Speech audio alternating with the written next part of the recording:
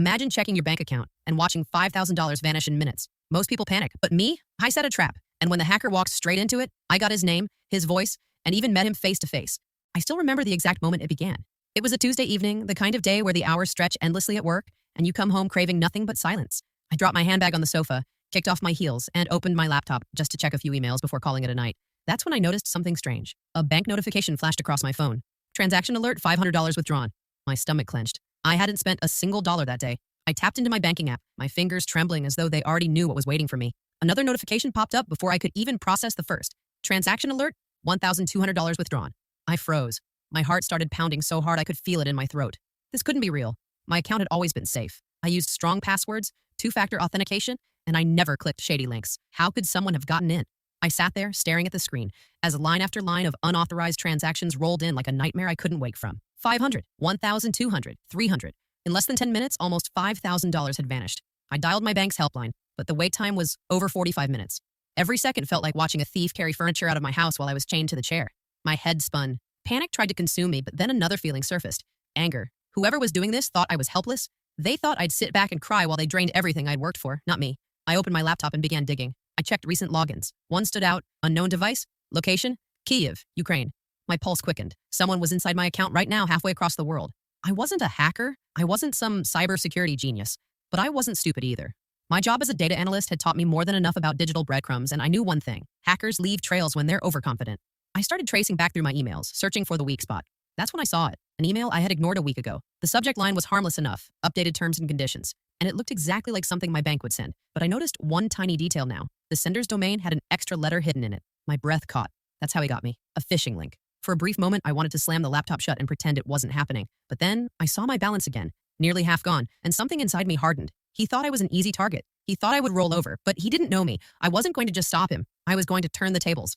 Have you ever received a suspicious email or call about your bank? I didn't sleep that night. The adrenaline kept me wired, pacing back and forth in my small apartment, while the glow of my laptop painted shadows on the walls. By the time the clock struck midnight, I had decided. I wasn't just going to report this hacker. I was going to bait him. First, I froze my bank account temporarily. Thankfully, the app let me lock it down instantly. The stolen money was already gone, but at least he couldn't take more. Still, I had no illusions. Hackers rarely stop at one account. He probably had my email, my passwords, maybe even access to my credit. That's when I had an idea. If he thought I was careless enough to fall for a phishing email once, maybe I could make him believe I'd fall for another trick. But this time, the trap would be mine. I spent hours setting up a decoy Gmail account, a believable one, filled with dummy messages, shopping receipts, and fake bank alerts. Then I linked it to a brand new banking app I built with some open source tools, a convincing replica of my real bank's dashboard. Except this one wasn't connected to a cent of my actual money. It was bait, and I was going phishing. But the next problem was harder. How do you make a hacker come back for seconds? I stared at the phishing email again. It had been simple, polite, and professional. Too professional, in fact. Hackers usually test waters first, then escalate if they sense weakness. If I replied to his original email, pretending to be confused and vulnerable, maybe he'd bite. So I typed carefully. Hello, I think I clicked something wrong on your last email. I can't log into my bank account anymore. Can you help? I hovered over the send button, my fingers shaking. This was insane. What if I provoked him further? What if he managed to break into my real accounts completely? But then I thought of the $5,000 I'd lost. My savings, my trust, my peace of mind. Click. Sent. The waiting was the hardest part. Minutes felt like hours. I kept refreshing my inbox until finally, just before 3 a.m., his reply appeared. Yes, ma'am. I can help. Please log into this secure portal and enter your details again. It will restore access. I smirked. The link he sent me didn't go to my bank. It went straight into my decoy trap. I copied it, tested it in a sandbox, and sure enough, it redirected to my fake bank page, which meant when he logged in to check my account, I could track him back. For the first time since this nightmare began, I felt something other than fear. I felt power. I typed another reply, feigning gratitude. Thank you so much. I'll try it now. Then I sat back in the dark, waiting for the predator to walk into my web. What would your first reaction be if money vanished from your account? The next morning, I checked my decoy account before even brushing my teeth. And there it was, an unfamiliar login attempt. My trap had worked. The hacker had entered through the fake portal, probably convinced he was inside my real bank dashboard. I'd built it well enough that it showed a tempting balance. $15,342. Pure fiction, but believable. I traced his IP. At first, it pinged somewhere in Eastern Europe, Ukraine again, but then seconds later, it bounced to Germany, then France. He was masking himself with VPNs, typical. Still, I knew that even professionals slipped sometimes. All I needed was one mistake. I left breadcrumbs inside the fake bank. Old messages, a fake credit card number, even a mock wire transfer waiting for approval. Each click logged his activity, feeding me details, and he clicked everything. That gave me chills. Somewhere across the world, this faceless man was poking through what he thought was my financial life. But instead of me being stripped bare, it was him being tracked. By noon, I had collected enough data to know he wasn't just one hacker. His activity pattern looked organized, too efficient. This was likely part of a ring. The thought terrified me, but it also fueled me. If I could expose even one of them, it would be worth it. At 1:07 p.m., he sent another email. I noticed you still cannot access certain features. Please confirm your security answers again. I will assist further. The arrogance made my jaw tighten. He still thought I was clueless. So I played along. Oh gosh, thank you for being so patient. I don't know what's wrong. It still won't let me. Is there another way? 5 minutes later, his reply came, yes. If you send me your card number and code directly, I will restore. There it was, the blunt theft attempt. I smiled for the first time all day. My fake card details were ready, numbers generated from thin air, formatted perfectly, but traceable only through my trap system. I sent them. For the next 2 hours, I monitored his every move. He tried to run the numbers, tried to make transactions, tried to link them to PayPal and crypto wallets. Every attempt failed, but every attempt gave me more of his digital fingerprints. By late afternoon, I had something solid, a brief slip in his VPN routing. For less than 30 seconds, his connection revealed a real location, Warsaw, Poland. I scribbled it down, my hands trembling. Now I had a lead. The hacker thought he was playing me, but in reality, every second he spent chasing my fake bank was tightening the noose I was building around him. And soon, he would realize that this helpless woman wasn't his prey. She was the hunter. Do you think ordinary people can fight back against hackers? That night, I sat with my laptop glowing in the dark, my apartment silent except for the hum of the fridge. My eyes burned from staring at code and logs all day, but I couldn't stop. Warsaw. That brief slip had to mean something. I pulled the IP data again, running it through every lookup tool I knew. Most paths went dead ends. VPNs, proxies, reroutes, but one detail slipped through. A residential internet provider. That wasn't normal. Hackers rarely used home connections unless they got sloppy. I leaned closer, heart pounding. This wasn't just a ghost trail, this was a real person. I jotted everything down in a file, encrypting it. Names of the ISPs, timestamps, even the weird detail that his system clock had been out of sync by 6 minutes. Small, but important. Analysts live on small cracks. The thought hit me like ice. I wasn't just tracing some faceless hacker. I was inching closer to a man who had stolen from me and possibly countless others. And if he realized I was tracing him, the danger was real. My phone buzzed, jolting me. Another email. Ma'am, your account appears blocked again. Are you sure you followed my steps correctly? Please confirm by re-entering your credentials on the portal. His persistence was almost comical now. But then I noticed something strange. The tone was different. Less polished. Rushed, maybe. I checked the headers carefully and my stomach dropped. This email wasn't coming from the same server as before. It was coming from another domain, linked to a whole network of phishing campaigns. That's when it hit me. He wasn't alone. This was bigger than one hacker. I had stepped into a hive. For the first time, real fear hit me. What if they could trace me back? What if they retaliated? Not digitally, but physically.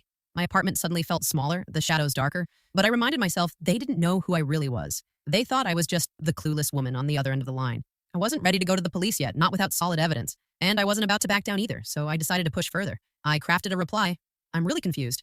Maybe I'm doing it wrong. Could you walk me through it? Maybe a call or something? It was risky. If he agreed, I'd have a voice, maybe even a clue about his identity. Minutes dragged. Then, ping.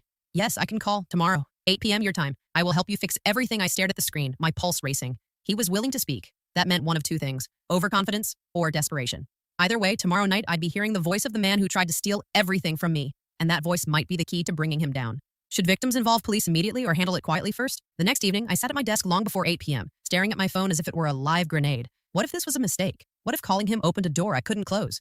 Still, my gut told me this was the chance I needed. Hackers hide behind screens, but voices betray things. Accent, age, nerves. At exactly 8:02 p.m., my phone rang. Unknown number. I inhaled sharply and answered. Hello? My voice trembled just enough to sound like the clueless woman he believed I was.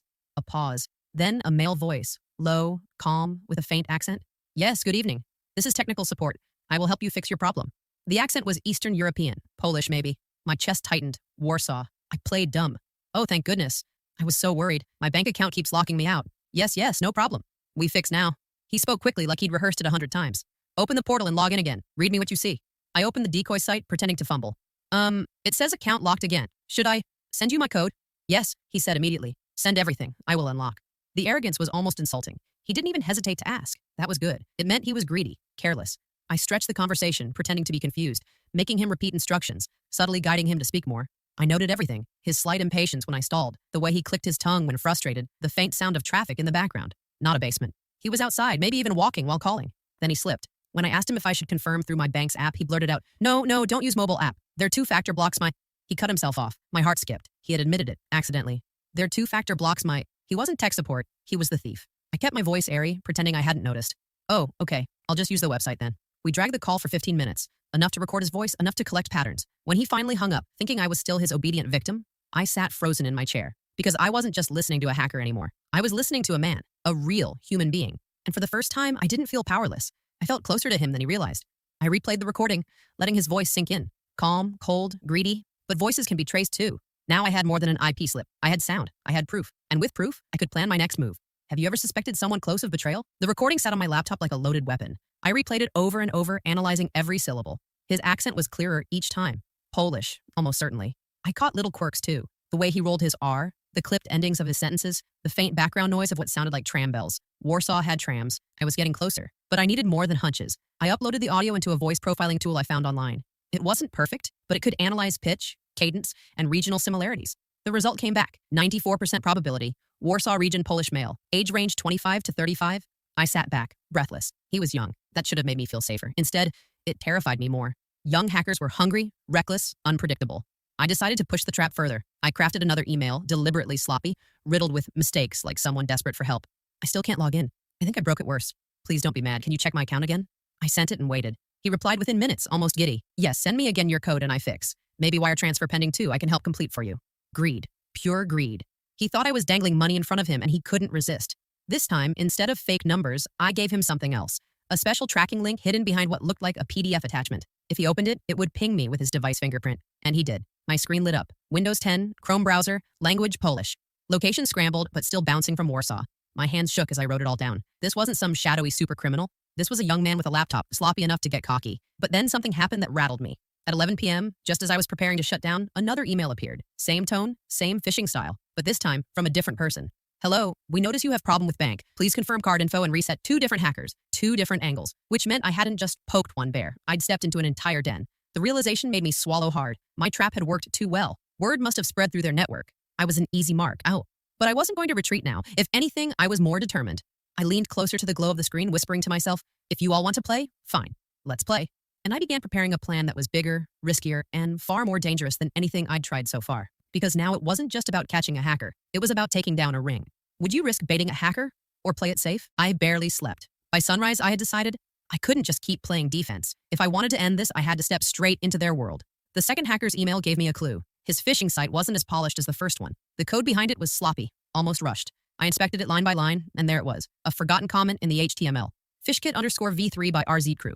My pulse quickened. A crew? A group with a name. I searched forums, hidden boards, anywhere this tag might appear. Hours later, buried in a dark web discussion thread, I found it. RZ Crew equals fast cash specialists, Warsaw-based, bank drains, PayPal reroutes. It was them. My hacker wasn't a lone wolf. He was part of this RZ Crew. The smart thing would have been to stop, call the authorities, and hand everything over. But part of me wasn't ready to give up control. I'd gotten this far. I wanted to see how deep it went. So I crafted a new decoy identity. Different email, different backstory. Instead of playing the helpless woman, this time I posed as someone greedy, someone who might want in. My message was short. I saw what you did with my account. I'm impressed. How can I make money too? It was a gamble. If they smelled a trap, they'd vanish. But if greed outweighed suspicion, 2 days passed with nothing. Just when I was about to give up, a reply appeared. Who are you? How you find this email? My fingers hovered above the keyboard. I needed to be believable. Let's just say I lost money, but I'd rather join the winning side. You people are smart. Teach me. A long pause, then another reply. Maybe. But first you prove. Send me small fee crypto. Show you our serious classic scam tactic. But it also proved something else. I wasn't just dealing with one hacker anymore. I was inside the crew's orbit. I didn't send crypto, of course. Instead, I baited them again. I don't have crypto, but I can share another bank account. Plenty of money inside. You can take half if you teach me. I linked another fake portal I'd built overnight. This one cleaner, more convincing. And like moths to a flame, they swarmed it. 3 different logins. 3 different device fingerprints. My laptop pinged nonstop with data. I had them all clicking through my trap believing they were draining a rich new victim. But then, something happened that made my blood run cold. One of the logins wasn't from Poland. It was from my own city. Somebody local. They weren't just overseas shadows anymore. They were here. What's scarier to you, physical theft or digital theft? The ping sat on my screen like a bullet hole. Location. Within 10 kilometers of me. For a long moment, I couldn't move. My stomach turned cold. Had I made a mistake? Had one of them traced me back somehow? No. The portal was airtight. They didn't know it was mine. But the fact that one of them was local meant this wasn't just some far-off cyber gang. One of the RZ crew was walking the same streets I did. That realization changed everything. I zoomed in on the digital fingerprint, Windows laptop, Chrome browser, system language, English, India. Time zone matched mine perfectly. Whoever he wasn't hiding behind foreign VPNs. This wasn't just a hacker, this was a neighbor.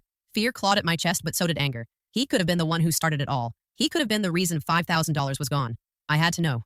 So I tightened the trap. I left a juicy breadcrumb inside the fake portal. An email draft that looked like I was begging a friend for help transferring money. Inside was a link. One I knew would grab his device's MAC address if he clicked it. And he did. The result stunned me. A consumer laptop. Brand, Lenovo. Registered through an ISP not 10 minutes away from my apartment. I sat back, goosebumps rising on my arms. He wasn't just in my city. He was practically in my neighborhood. The paranoia set in quickly. Every face I passed on the street suddenly felt suspicious. The man buying vegetables at the corner stall, the teenager hunched over his phone at the bus stop, the neighbor who always avoided eye contact in the elevator. Any of them could be him. My phone buzzed again. Another email. You are interesting. Maybe we meet, talk in person. Safer. I froze. Meet? He wanted to meet me? My first instinct was to slam the laptop shut, throw my phone out the window, and run. But then another thought pushed through the panic. This could be the chance. The one moment to see him face to face, to end this cat and mouse game. But the risk? If he realized I wasn't who I pretended to be, things could turn dangerous fast. I typed a reply slowly, my hands trembling. Maybe. Tell me where it was reckless. Insane. But my gut told me the game was reaching its climax. Minutes later, his reply landed. Tomorrow, Cafe Luna, 7 p.m. Don't be late.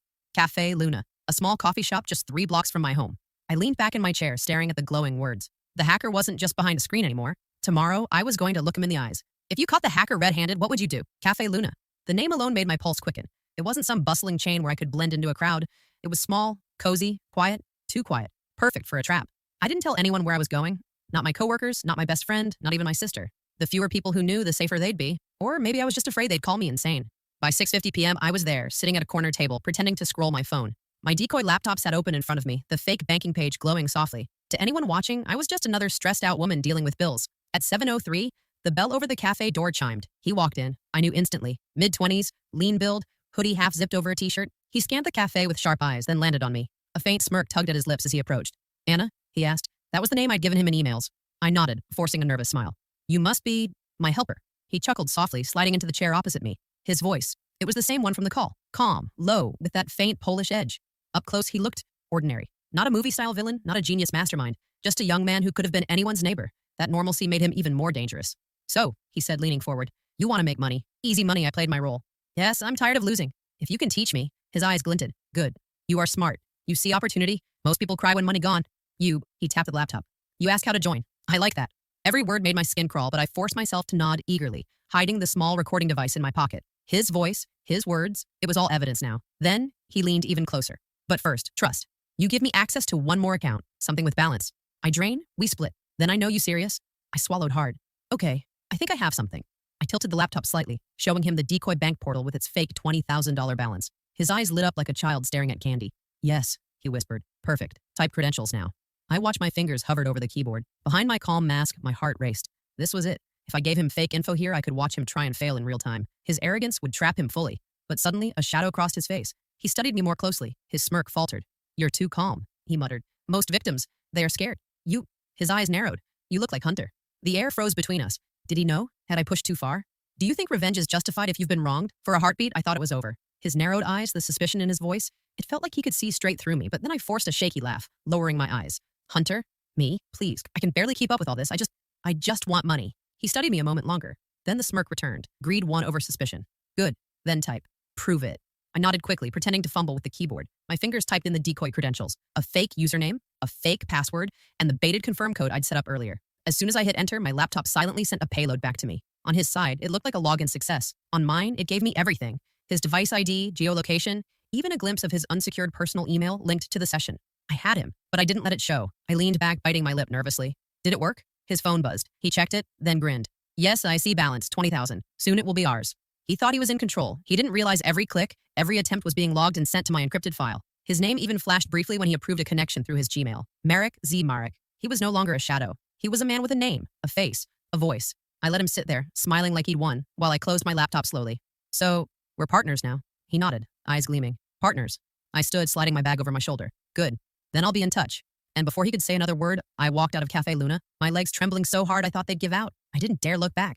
The moment I got home, I locked the door, pulled the blinds, and uploaded everything, the voice recordings, the IP logs, the device fingerprints, and now his name, to a secure drive. Then, with shaking hands, I drafted one final message. Not to Marek, to the cybercrime division of the police. When I hit send, I felt the weight lift off my chest. For weeks I had been the prey. But now, I was the witness, the informant, the hunter who had caught the wolf.